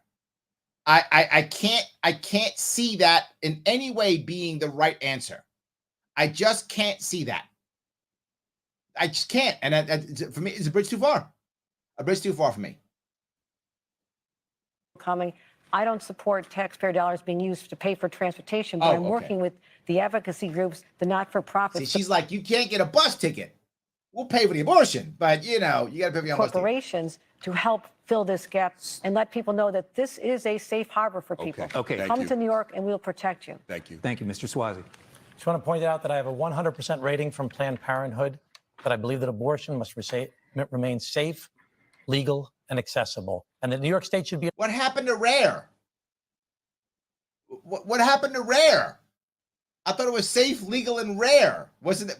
Oh, that went away. Now it's safe, legal, and accessible. We don't have rare anymore. Now wow. A leader in the country regarding safe, legal, and accessible abortions. And we should also be a leader in trying to prevent unintended pregnancies in the first place by funding contraception and education. But just specifically on travel and lodging for women coming to New York. I don't think we should support travel and lodging. We have the highest taxes in the United States of America. Okay, he's right on that. Thank you, Mr. Swazi. All right, Tom, I'll give you that the one. mental wrap health that one up crisis among young people in New York is severe. The CDC reported nearly 1 in 5 high school students in the state considered suicide. Yes. And that was before the pandemic. There's also a shortage of therapists and psychiatrists. It's so bad that New York City's health commissioner said his own child is on a 6-month wait list to be seen. Yeah. Ms. Hochul, the you locked them all state is down. losing skilled, experienced psychiatrists to private practice. The state's losing them. Yeah, because what the government runs sucks. We keep seeing this. What the government runs sucks. So all we keep doing is giving it more. And government healthcare, even mental health care, sucks. The guy who runs it in New York City goes, it sucks. I got a 6-month waiting list. And all they say is, you know what? Let's have more government-run healthcare. So it will all suck, but it won't all suck. Because if Kathy Hochul has a child who has a problem, she's wealthy. Her husband is wealthy. They will simply get private guys to show up, or they'll fly their kid to wherever they want to fly their kid to, and they'll get great health care, mental health care, or physical health care. Because the wealthy people always get what they want. Who's going to get the crappy government health care? The average Joe Schmo like me and you, or the working poor? You've tried to retain them by giving raises and bonuses, but providers on the front line say the state could do more to boost reimbursements and to reel in greedy insurance companies. They say greedy insurance companies. That's the problem. The system is just underfunded and set up to fail. Can you please tell parents, what is your plan to fix this? You have 30 seconds. You talked about the overall healthcare system, first of all. We understand how underfunded it was. It was devastated during the pandemic, and it got even worse. That's why we put $10 billion on the table to recruit more workers, especially in areas like mental health. Yeah. And our education budget also allocates an historic amount of money to school districts so they can literally have to hire the mental health workers that would not have been needed before the pandemic, but our kids got hit so hard. The isolation, being disconnected from their normal processes, You did that. support systems. It was hard on them, and Yes. we have to help lift these kids back up. I love this. Look, I know that I helped to make your kid commit suicide. I know that I made everything terrible in your kid's life. But look, I'm going to throw money at the problem. So hire me, even though it's directly my fault. I know I broke your leg, but here's a crutch. You'll be fine. And mental health services in schools is going to be a critical part of it. But we have money to recruit, retrain, and get more people into this field. It's critically important. Thank you, Governor. Mr. Williams, you've spoken openly about your own childhood experiences with ADHD and Tourette's syndrome in the context of proposing what you call big plans for reforming New York's mental health care system. Come on, Jemani. So what would you do looking forward big plans to get kids help on day one? You have 30 seconds. 30 seconds When for I your big was plan. first elected one of 3 citywide elected officials of New York City, I again spoke about having seen a therapist for almost 7 years now. And I've heard people say they felt seen. But what we first report that I put out was around what we need to build a mental health infrastructure. We don't have that funding. So on day one, we have to put that funding in place. He's day one. And we have to build out an infrastructure so communities that need the most help can actually access it. Schools all across the state have been asking for funding for mental health and are not getting it. We dropped $29,000 per kid per year, and schools want more money. We need a governor that will say we won't pass this budget until that money's put in there. Thank Not you, one that Mr. says Williams. we need one for a billionaire to build a stadium. Thank build you. a stadium. Mr. Oh, hit it with the Suozzi, you stadium. said that the answer is to help schools connect students with mental health programs in their communities. But how will you make sure that that help is really there and that those children just don't end up on more waiting lists? Yep. How do you ensure that the government will actually do its job well this time, even though it almost never does? Even the amount of times you can count that the government's done a good job, probably on one hand. How do you make that work? You know, every answer I've heard tonight from the governor has been about more money for this and more money for that, at least 6 times. More money for this, more money for that. Yep. Jemani just said he wants to spend more money. We don't have more money with the highest taxes in the United States of America. Yes. We must have a complete rethinking of how we do things in the state of New York. Yep. We need to take all of our federally funded, state funded, locally funded, and not-for-profit services and move them towards children at young ages in our schools to try and prevent their small problems from becoming much bigger problems later on. 75% of the 75% of the people in jail have a drug, alcohol, or mental health problem. Bingo. 50% of the people at Rikers Island have a learning disability. Bingo. We need to get these services that exist in our society out here into our schools. Thank you. To our Question, children. a question now. I'm sorry. My name is mentioned in that. A question now on economic vision. Upstate New York has seen a steady loss of manufacturing upstate. and other industries. Past governors have poured billions into high-tech development and even film production with decidedly mixed results. What's your vision to turn around the economic fortunes of upstate in capsule form?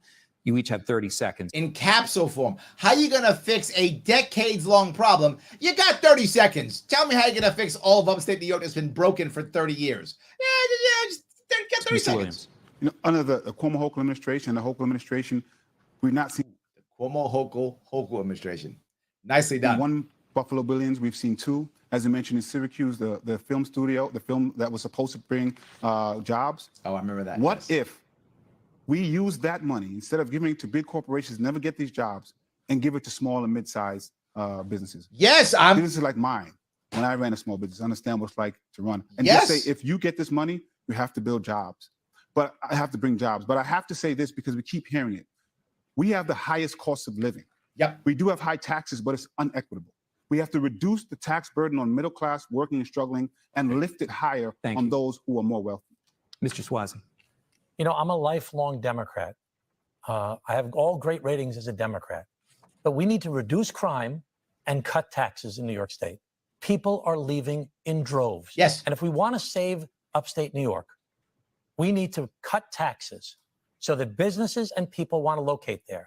We need to connect residents in New York City with upstate locations to try and build new communities like the Bangladeshis did from Queens moving up to Buffalo, like other communities did in other older communities upstate New York. There's a great opportunity for entrepreneurialism, but we have to reduce taxes and regulation to make it more attractive. It's not bad taking communities and moving them upstate. It's not bad if you could give them a reason or I don't know how you do that, but that concept's not bad. To live there. Ms. Hochul, this is not a new issue for you, but what you've would been it sucking at mean it for for years. upstate if you get another 4 years in the executive chamber? They know that there's someone who understands the needs of New Yorkers in New York City as well as the entire vast area of our state known as upstate, which has been neglected for decades. It never received the attention.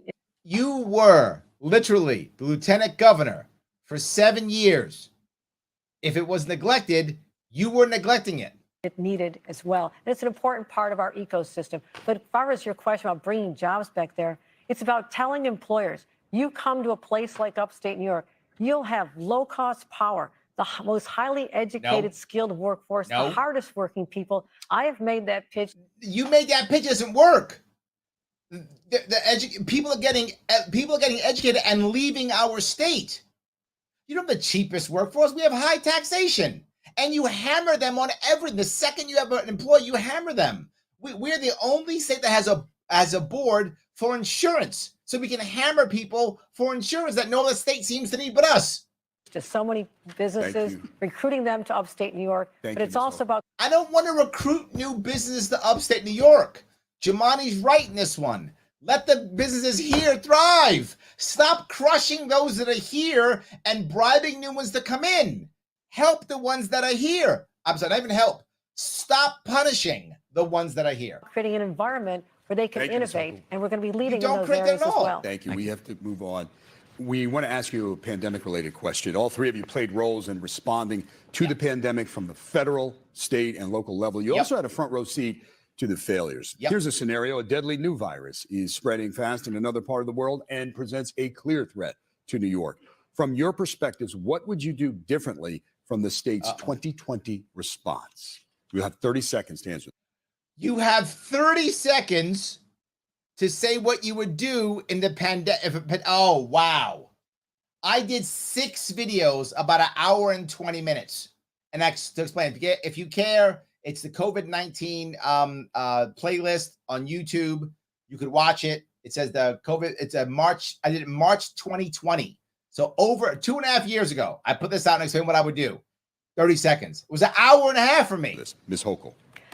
My role during the pandemic, because you didn't see me at any of the press conferences. Yeah, we didn't see you at all. You were quiet. It's true. You're right. With Governor Cuomo, I was managing upstate. My job was to be the... You were failing in upstate, telling about how good Cuomo was. Eyes and ears and make sure we brought the resources to the hard-hit areas. What I saw at that time, and I've turned around since I've been governor, there was a disconnect between the federal government, the state government, and the local governments. They were left out of it. So it's about building infrastructure, literally meaning having people on the ground, people with the skills, having the PPE, getting the vaccinations out there, getting the boosters out there. So you would change nothing. It's all about being ready, treating it like a military operation. And that's what I've already had to do during the time I've been governor. We've had a number of spikes. Thank you. Mr. Williams, what would you do differently from the states? I just have to say, you can't spend 6 years taking credit for the good things that happened and then not take accountability for the bad things that happened. And I wasn't lieutenant governor, but I was public advocate, and I was very clear about what was going on. That people did not move fast enough. That in between those press conferences, we were making deadly decisions that made people die, including nursing homes. Yes. The lieutenant governor was fully silent. Fully silent. The lieutenant governor was fully silent. Yes. You watched those people get shipped to nursing homes and die, and you said nothing. This is one thing I will give Jumani. His mouth was open. He was saying stuff. His mouth was open. That's true. To get resources off of a boat at the Jacob Javits Center to NYCHA. As governor, you won't have those issues. You'd have clear, concise information. You'd have resources to the people who are hardest hit. 30 seconds. Mr. Swazi. You know, the governor, in the answer to the previous question, talked about how she's going to tell employers we have low-cost power and a skilled workforce. Our utility rates are going through the roof because of the mismanagement of this administration on climate change. People are not coming back to New York State. There has to be a rethinking. It can't be the same old blather that we've been hearing for years about how to solve this problem. As far as COVID, the governor was in office when we had a COVID spike with Omicron, and she mismanaged it. She did 300 fundraisers from August until December while there was a COVID spike going on. I'm a proven executive who knows how to get things done. I'm trained as a CPA, an attorney. I was a mayor. I was a county executive, a member of Congress. I would develop a comprehensive plan and sell it to the people, not announce a mandate on a Friday and then it takes place on Monday and nobody follows it because you didn't sell it to the people. Would you like a brief rebuttal, Ms. Hochul? Certainly I would. No, you wouldn't. The question was about the previous administration. If you want to talk about how we managed COVID, we worked hard. I brought in a top expert, Dr. Mary Bassett, and we went out there and talked to the public. We listened to their concerns. We started more vaccination sites. I had 92 million test kits that were given out to areas all over the state, high need area. So we have already dealt with it. We drove the numbers down, and they're continuing to decline as we speak. Thank you very much. In the governor's own words, it was a very important part of the prior administration. All right. Wow. Yes. Yes. Jemani goes, in her own words, the governor said she was a very important part of the prior administration. So you get both the good and the bad. Alan? Thank you. Thanks.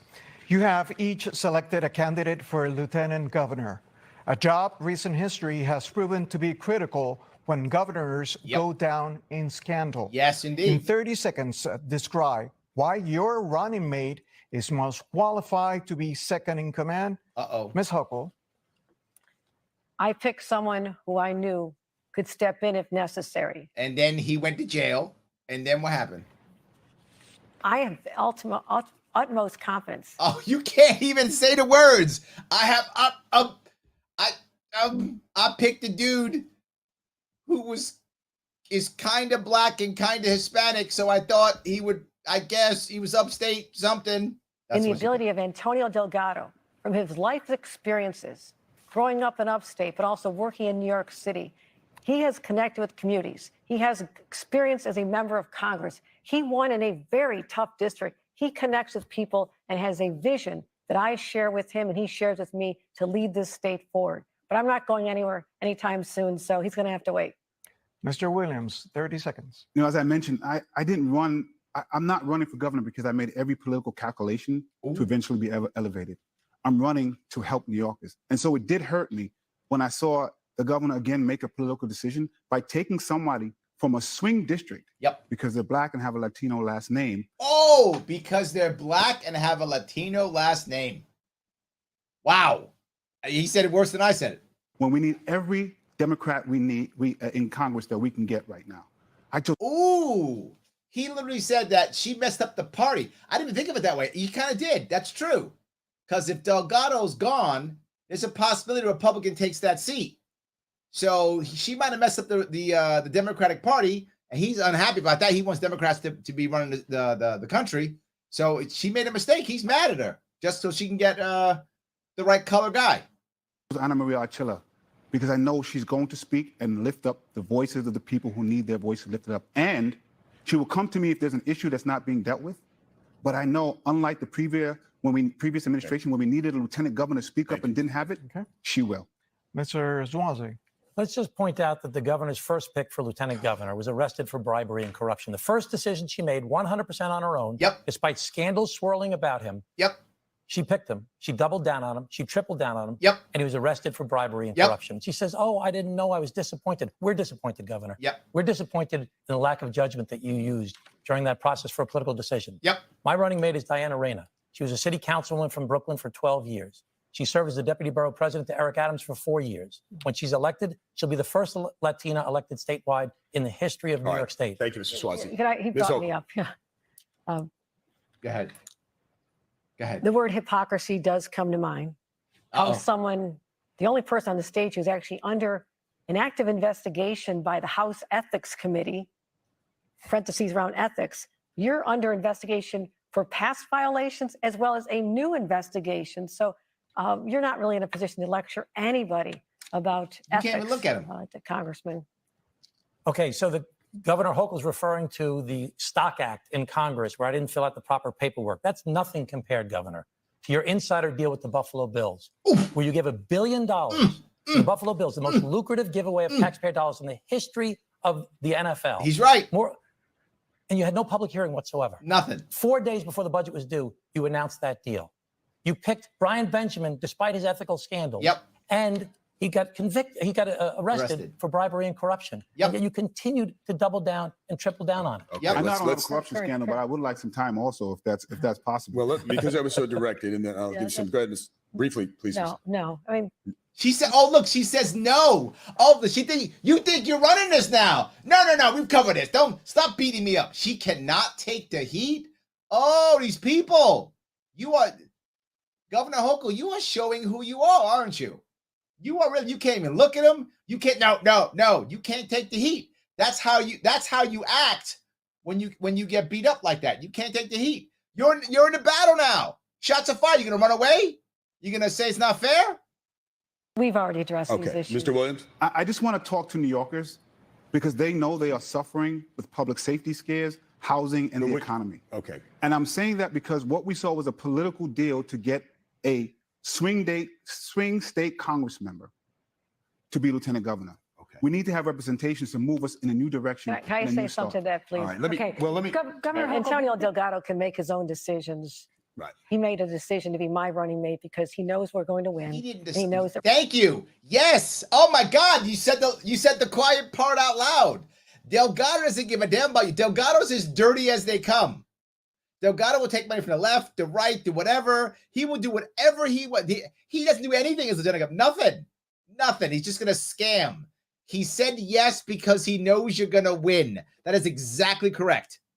That guy hopes he's going to be governor one day. It's exactly correct. And he will give you the money and the time and all the stuff you want. That was a political decision. You said the quiet part out We're loud. going to govern in a true partnership. Okay. I believe he shouldn't. That's why he I decided. think you've addressed your second in command. Melissa has a follow-up. Because the subject of the Buffalo Bills deal has come up a number of times, Governor Hochul, I want to ask you this. It's not the only deal of yours that's being criticized as a sort of big ticket giveaway that was sort of slipped in toward the end of the budget or the end of the session. There's more. There was also a late decision to give the computer chip industry in New York State up to a $10 billion tax break without a lot of time for public discussion. So is this the kind of transparency that you promised to taxpayers? I have promised transparency. We've delivered transparency. No, you haven't. What I'm talking about is also, we talk about how we can get jobs to upstate New York. We are in a global competition for businesses like semiconductors, manufacturers of chips. So you could change the environment or you could bribe people. I'll bribe people. The business that we're looking at to attract here said that we need to get laws passed by the federal government. Senator Schumer is leading on this charge to help get the proper tax relief in the law so we can supplement this. Shelley says, then Delgado will have Hochul arrested and plan complete hull. Yes, these are like the Sith, right? There can only be two. So the bottom one is always trying to stab the one on top to drop them so they can rule the empire. This is like the Sith here. Oh my God. Yes. Oh my God. Terrible. Terrible. But also they wanted the state of New York to also be supportive. What that means is we're not giving $10 billion to anybody, any money, until they come here, plant the flag, create thousands of jobs. They and never then we can give them do. a break on their taxes somewhat. Never. But the economic benefit of luring these major businesses will be transformative. Never. That's never worked. They've been saying this garbage for 30 years. I want to be clear on this, and you can take it. Never works. Not sometimes, could be here or there. Never works ever. In the final minutes of the debate, there were a few other questions we wanted to ask you. One, we wanted to give an opportunity to voters to see your willingness to accept responsibility for your mistakes. So with that in mind, what's the biggest mistake you've made during your career in public service? Try to keep the answers to 15 seconds or so. Mr. Swazi. God, I've made so many. Oh my God. I need like an hour. I could do a show on all the screw ups I did. Yeah, but you guys have watched me do it. You guys have been watching it. You've watched me screw up the entire time. You've watched me do it. When I was mayor of Glen Cove and I built a new city hall, police station, city court, and EMS building, I wanted to put the EMS building on the left side of the firehouse, and I didn't listen. And the firefighters fought back against me, and I had to put it on the right side of the firehouse. Okay, Mr. Williams, that I did that. your biggest mistake in public I would service? probably say at the beginning of this pandemic, like most of us, I was telling people we need to go out. We need to support small businesses. As we got information, I changed that quickly and said we need to shut down quickly and make better movements. I wish we had a lieutenant governor and a governor that would have moved as quickly as I did. Wow. So you said I made a problem and slapped her on the way out. Not bad. As I've said, it was deeply personally disappointing me, but yes, we should have done more investigation in the short time we had with limited staff in the selection of a lieutenant governor. All right. A few brief questions we're going to try to get in here. For decades, if not centuries, New Yorkers have struggled to answer one key question. In your opinion, what's the border or landmark that divides upstate and downstate? Mr. Swazi. Oh, upstate. Of course, you know this. Yes. Yankee Stadium. I'm kidding. I'm teasing you guys. I'm just kidding. It's not Yankee Stadium. It's like a little nothing. I'm kidding. If you live in New York City, upstate's like Westchester. That's like upstate to us. But no reality. It's like Dutchess County, like that area, and up is like upstate. Maybe Putnam, Orange, like that. Maybe that area I think is like that's kind of the border, like that area, like Putnam, Orange, like that. That area maybe is the border, or the Bronx. I'm teasing you guys. I say north of Putnam and Rockland County. Yeah. See, I agree. Border of Westchester. Mr. Williams. Too sure. Well, upstate is a direction, and if you're from Brooklyn, upstate is actually the Bronx. See, he's thinking the same way I'm thinking. The New York City people think the same way. See, we think the same way. Sorry, we do. We did the same way. But I'll probably just say above Poughkeepsie. We're wondering if you ordered a bagel, what your order would look like. What would your bagel be? The New York question, Mr. Williams? I don't eat bagels anymore or hardly ever, because I'm keto lifestyle. So it's rare, very rare. Maybe once a year, if that, I eat a bagel. But if I have a bagel, I am insanely boring on this. I like a bagel, either plain or poppy seed, butter. That's it, just butter. I like a plain bagel with butter. My mother, when I was younger, always got me a bagel with lox, cream cheese, some onions, and capers. Well, that's a lot. Mr. Swazi? I'll get a poppy seed bagel with tuna fish on it. I like poppy. Ms. Hope? I have a sweet tooth. Everybody knows that. It's going to be a cinnamon raisin with whatever sweet cream cheese they'll put on it, usually maple syrup. Wow, that's sweet. If you have an extra ticket to see the Knicks in the playoffs at the Garden, what celebrity would you take as a guest? Ooh, celebrity. I'm taking Yang. Because he likes basketball. He likes basketball.